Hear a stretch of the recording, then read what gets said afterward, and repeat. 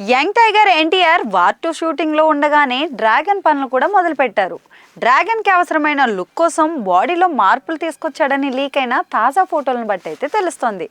తారక్ తాజా లుక్లో మరింత స్లిమ్గా అయితే కనిపిస్తున్నాడు. మునుపటి కంటే మరింత వెయిట్ కూడా తగ్గాడు. ముఖంలోనూ చిన్నపాటి మార్పులు కూడా గమనించవచ్చు. అలా ప్రశాంత్ నీల్ ప్రాజెక్టుకు అవసరమైన లుక్ పనులు 3 నెలల క్రితమే మొదలు పెట్టడంతో అది దిగ్విజయంగా పూర్తయింది.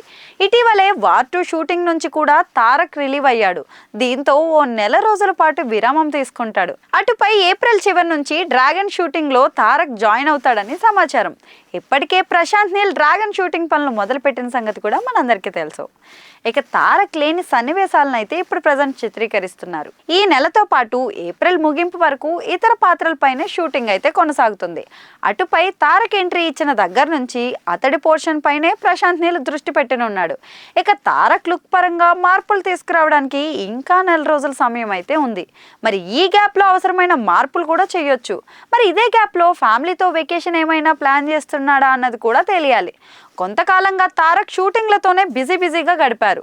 దేవరా పూర్తయిన వెంటనే వార్ 2లో జాయిన్ అవ్వడంతో ఇప్పటి వరకు విశ్రాంతి అనేది దొరకలేదు.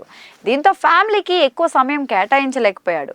మరి ఈ గ్యాప్లో ఫారిన్ టూర్ చెక్ చేసినా ఆశ్చర్యపోవాల్సిన పని లేదు.